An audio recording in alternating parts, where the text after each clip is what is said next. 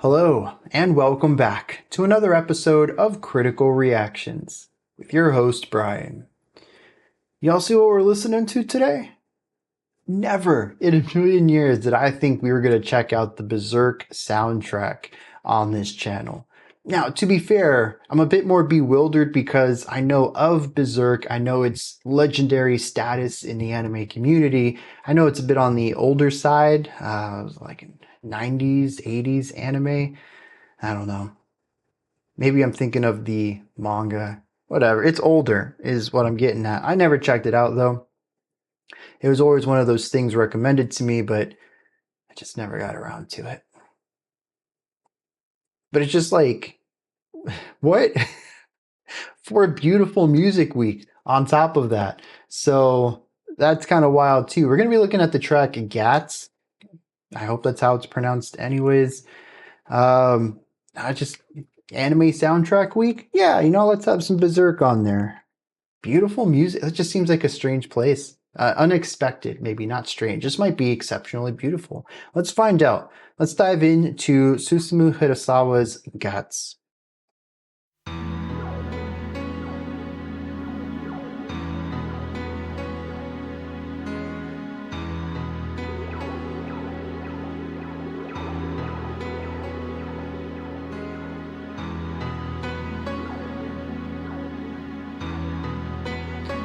The subtle pitch increases at the end of this run.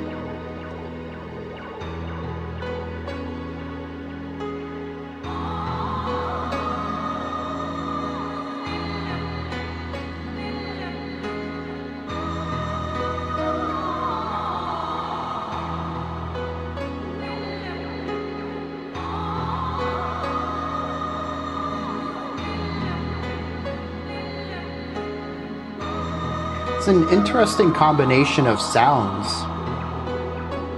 The choir, the Twin Peaks style synths in the backgrounds, the piano, and then the warble electronic stuff.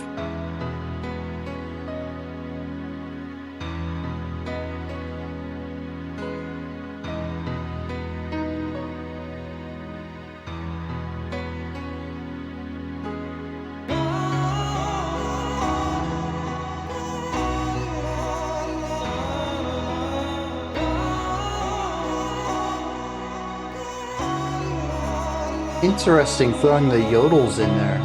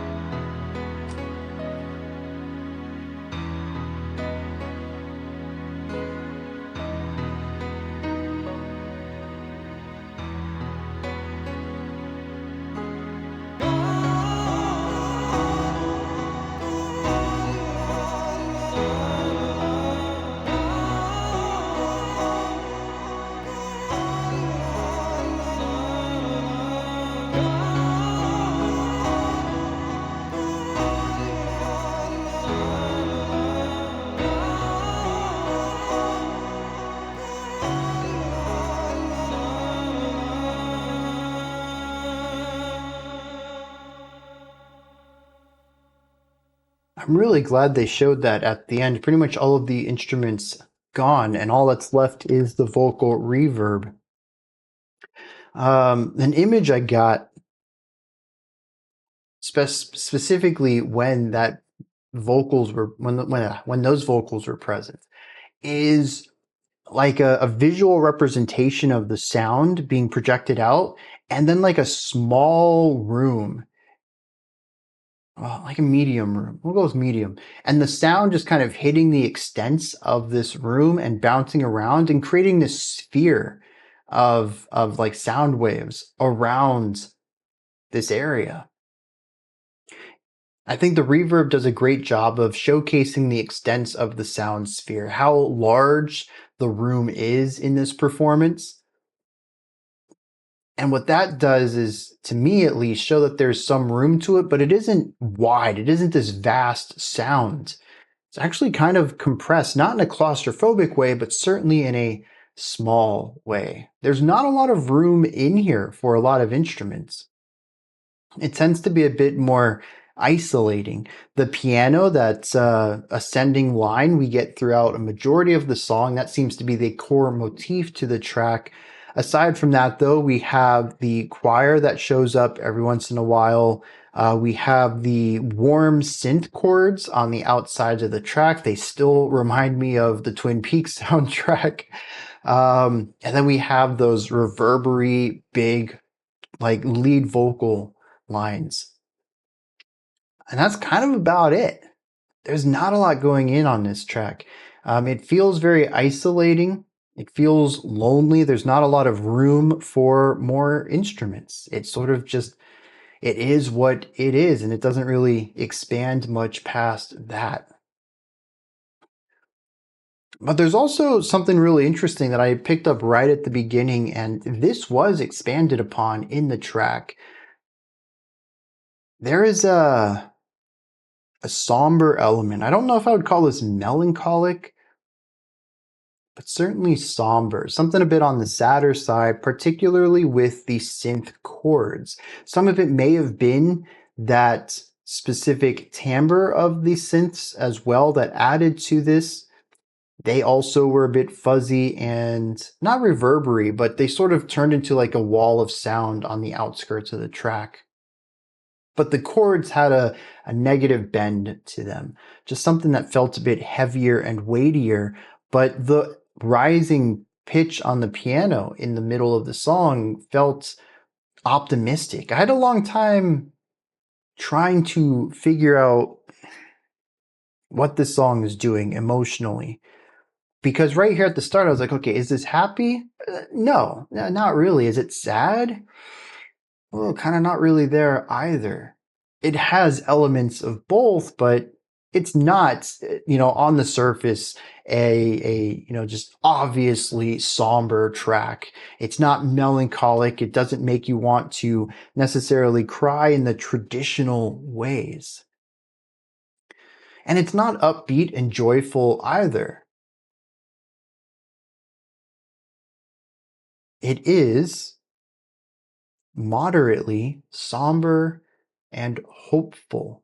Those are the two things, and I get them out of these two competing ideas, the rising motif and the chord progression. They give me two opposing emotions that exist concurrently through a lot of this track. And then that took me to the vocals then. The choir, I still don't have a strong read on. They sort of just were. I don't think they elevated one or the other, but what I found really interesting was the powerful single vocal that we had, the one with the lots of reverb that kind of gave me a scope of the size of the song.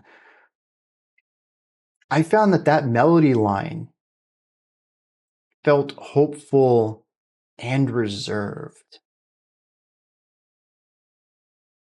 painful, yet yearning for something better. I don't know. It seemed to embody both the piano and the synths simultaneously, but not at every moment. It was amorphous, where it would shift from one side to another with ease. Sometimes a note would feel a bit more positive about the future. Others seem to focus on the past, bringing a weight to them. At least that's my read on the duality of this, too. Melancholy usually comes from the place that you are in, which is usually the series of events that take you here. Hopefulness is of the future, hoping things get better. In fact, those kind of work hand in hand too. If you're in a low point now, you might want to be someplace better tomorrow. And those usually do line up simultaneously. So maybe that's what's going on here. Maybe at this point in the store, I don't know what this is. Is this a specific moment? Is this a theme? Is it a leitmotif? Y'all will have to let me know. But it definitely seems to be about a wanting for something better in the face of adversity, something along those lines, pairing a more somber tone with a hopefulness that things improve in the future. That's kind of what I get out of it. But there is one other thing that I want to bring up before I go looking up lyrics. The synth tone. It's very warm, very resonant, still reminds me of Twin Peaks, but it also feels comfortable, not comforting. I don't want to have my words misconstrued here. It feels comfortable. It is warm like a nice blanket. And I wonder if the choice of this specific synth, I mean, maybe it was also just of the time. This was the synth sound to use whenever this soundtrack was written. But I also wonder if it isn't supposed to showcase that whatever is happening here, that the person who is feeling these these mixed emotions, if they don't feel comfortable here, that maybe change scares them in some way. Yeah, it'd be nice for things to get better. I don't like feeling down in the dumps all the time, but you know, better the devil you know than the devil you don't. Maybe happiness isn't all it's cracked up to be, and this isn't terrible. I don't know. Maybe there's a little bit of fear of moving on baked into this too, or maybe I'm reading into something that was purely an aesthetic choice for the era. I don't know. But yeah, this is a very interesting song. It feels multifaceted. It explores a few different ideas emotionally, and I think it does all well with a deft hand. It feels like this is effortlessly put together. There's so many simple parts that it feels more minimal than I think it comes across. And that's really cool because it doesn't really seem like a lot's happening. Like I said, there's only like 5 different instruments on this track, but it says so much through that minimalism. And that is 100% something I love to hear in music, is doing more with less. And this song absolutely embodies that. Let me go look up some lyrics for this, and then we're going to wrap this one up. Well, there are no vocals. I mean, no lyrics for this. Everything appears to just be ad-libbed sounds, using the voices as instruments and nothing more. So there's nothing left to dive into there. This video is a bit on the shorter side, but I think I did a pretty good job breaking it down, and it was a shorter track that kind of focused on one main idea anyways, so kind of checks out. Short, sweet, to the point. Those are my thoughts on Susumu Hirasawa's Gats. Let me know why did I say it? Gats? Gats? I don't know, man. You tell me. Let me know actually, Hirasawa. So probably Gats. Yeah. Anyways, you tell me what you thought of this. If you enjoyed it, if there's anything that you wanted to point out that maybe I didn't touch on, maybe to correct me on something, maybe you have your own interpretation or perspective on this. Maybe you have seen the anime, know where the soundtrack fits in, and can give me some context on that. Put all of that and any other thoughts you have down into the comment section. Above that, in the description box, find a link to Linktree. Takes you here. You can find links to my music, ways to support the channel, a link to the Discord server, and so much more. Above that, if you could, like, subscribe, and ring the bell. I greatly appreciate all three of those.